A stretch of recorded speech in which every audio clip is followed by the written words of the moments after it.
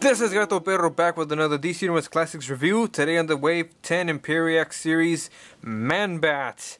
So now, I apologize for not making a video in 2 days, so I had a couple of things to do. But anyway, I'm back to it.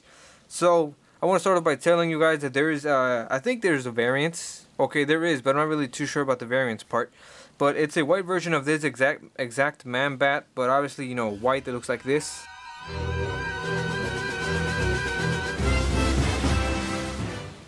Right, so you can see that ManBat was a lot more different. If anybody watched The Batman from the 2004 series, I would recognize that one a lot more. It's like my first ManBat I've ever seen.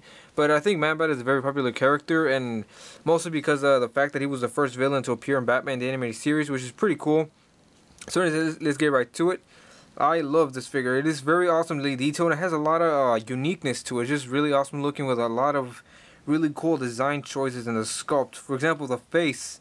Man, it's like a hideous awesomeness of beauty. You know what I mean? Like, it looks just like a bat, like a monstrous bat.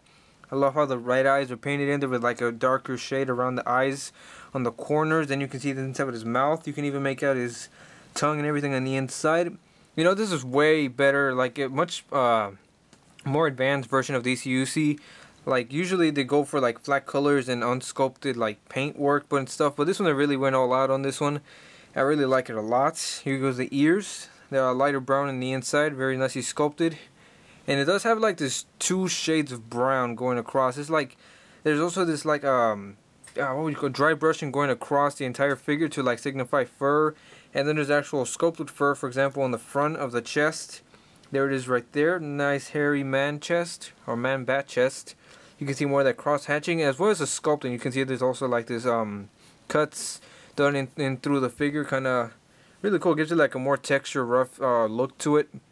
Really like it a lot. Again, in the back we got a lot more of that fur.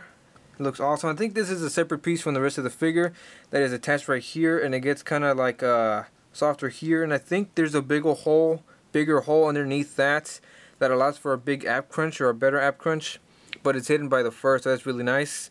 And again, more paint going on right there. And my favorite part of this figure would obviously be the ManBat wings. These things are great. They're really long and distant, and I'll measure that later. But they have a lot of nice detail. Basically, the lighter brown and darker going across the edges and creases of the wings. And then we even got rips inside of them that really make them look like actual bat wings. So when I put a light behind the wings, you can really see a lot of vein detail going across. It really makes it look like an actual bat creature. So getting closer to the end of the fingertips, you can get a lot more detail where his fingers are spread out and they turn into the wings themselves. And then the other ones are just painted black on the fingernails and really nicely sculpted. And then we get down to the pants. They're ripped, kind of like Hulk style, but not as much. You can see belts that actually has some like texture to it to make it look like leather, and some silver detail for the buckle. And we actually get paint throughout the loops and on the back right here. Well, there's no pockets or anything, but it's fine because I think the main attraction is the front. Then we also got some rips over here. They're not sloppy at all with the paint. And then we got some lighter blue right here to indicate the inside of the rip of the pants, and then more of the nice detail of the fur and cross hatching, and a lot of toes. 1, 2, 3, 4, 5 toes, and there's some really long ankles. If I guess, I don't know about bat anatomy at all, so I would know. So for ManBat's articulation, it's pretty cool. His head goes up that much, and combined with the ab crunch, it will look pretty much up. So you can go up that much if you want him to have a flying pose. Definitely works, and it goes down that much as well. His arms are on a ball joint that go out that much. He has a bicep swivel. He has a single jointed elbow, but it goes in pretty far.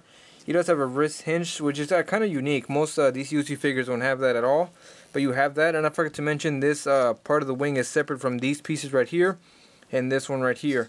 So to the waist, he does have a waist swivel. He does have legs to go forward and back, but they do not go in and out. I don't know why. And they do have a single jointed knee and articulation at the ankle. So standing ManBat up as straight as he can with his knees kind of bent but not looking too goofy, as well as his ankles. To the top of his ears, he's 7.5 inches tall, and to the bottom of his head, he's only 7 inches tall. So in terms of wingspan, ManBat's wings spread out to about 12 inches exactly in width, and as you can see, it takes up most of my reviewing space. For a size comparison, here he is next to the Wave 10 Batman. So for a different angle on their height, here they are face to face. So for my final thoughts, I think this is an incredible ManBat figure. It is definitely one of DCUC's best work and sculpt, and it is really awesome.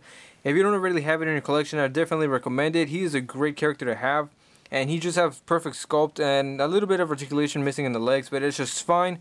And that's all I got for you today. This has been Gato Perro. Please stay tuned for more reviews in stop motion.